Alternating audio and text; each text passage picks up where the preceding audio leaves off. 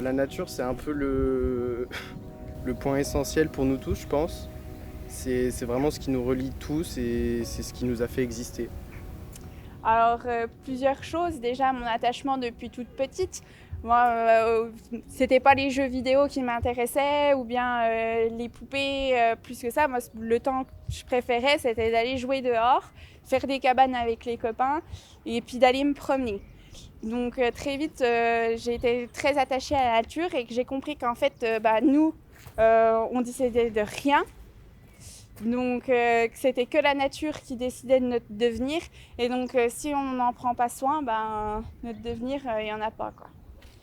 Déjà, c'était la nature quand j'étais enfant, donc c'était mon terrain de jeu, c'était là où franchement je courais de partout, j'étais heureux et puis voilà. Puis il y a la nature un peu plus quand on grandit, donc la nature ça va devenir un endroit où on peut se recueillir. C'est un endroit où on voit la vie, c'est notre source de nourriture aussi qu'il faut savoir protéger, c'est notre source d'inspiration, c'est beaucoup la nature, c'est la vie, mais pas forcément parce que la nature, c'est le tout, c'est un ensemble.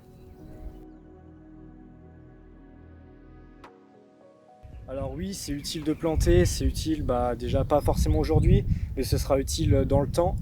C'est utile parce que l'arbre, c'est ce qui nous sert à respirer, c'est ce qui nous sert dans tout. Ça nous sert à nous chauffer, à nous, même des fois nous nourrir.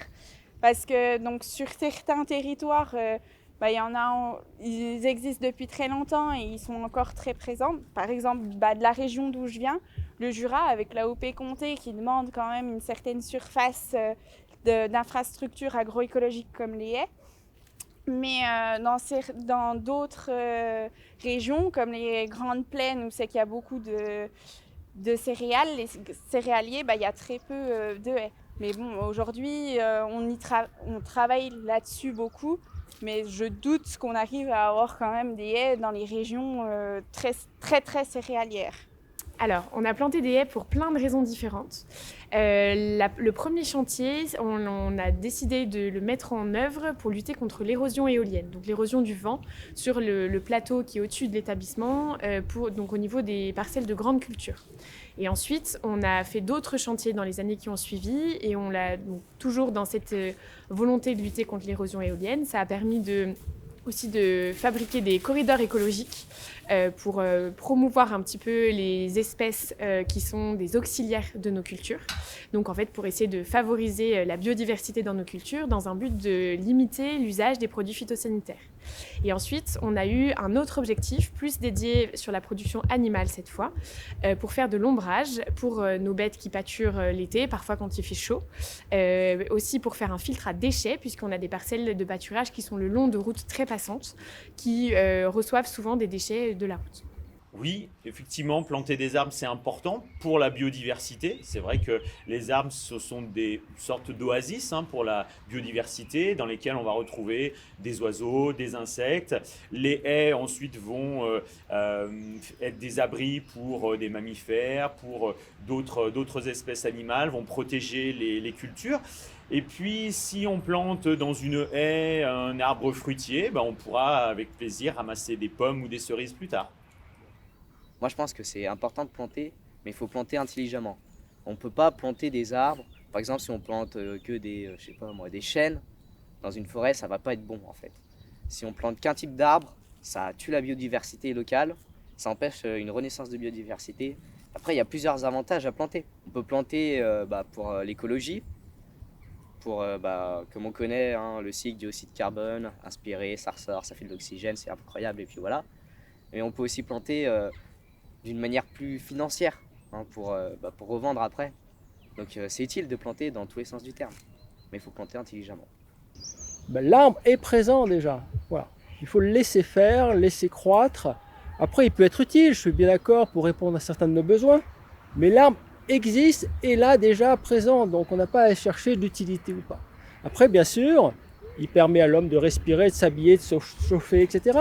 Mais en tant que tel, sans fonction, il est présent, on doit le respecter tel quel est.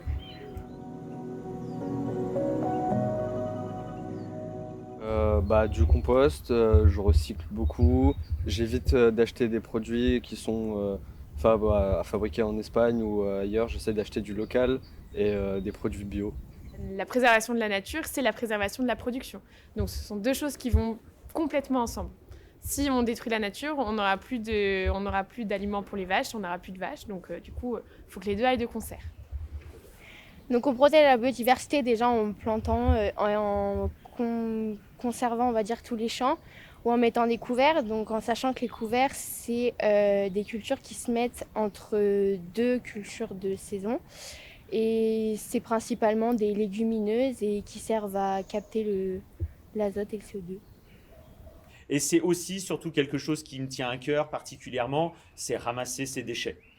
Ne pas laisser traîner dans la nature des bouteilles, des papiers, etc. Et ça, on peut tous le faire assez facilement.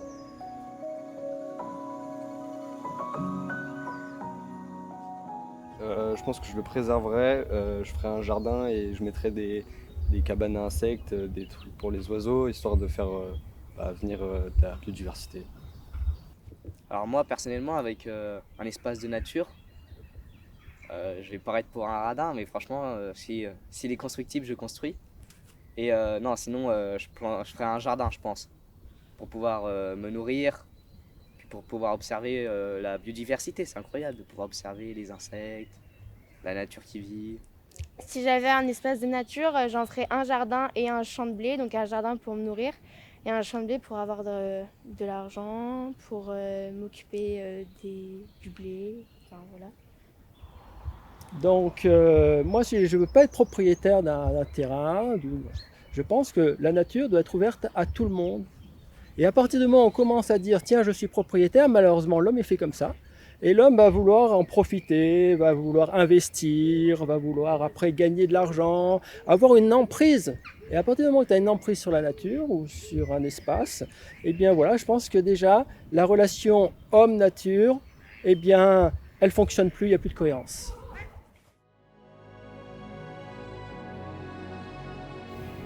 La nature sauvage, c'est une nature où l'homme a très peu d'impact dessus. C'est-à-dire qu'il va éviter d'aller mettre son nez dedans. C'est la nature qui a évolué donc, depuis des milliers d'années et où l'homme n'a pas eu son impact dessus. Puisque l'homme est de partout, il reste malgré tout dans certains secteurs du globe des endroits préservés de notre impact. Donc il faut essayer, dans la mesure du possible, de respecter cet environnement, laisser faire la nature. Elle sait très bien faire les choses sans intervention humaine. Donc nous, il faut plutôt qu'on se place en spectateur de tout ça.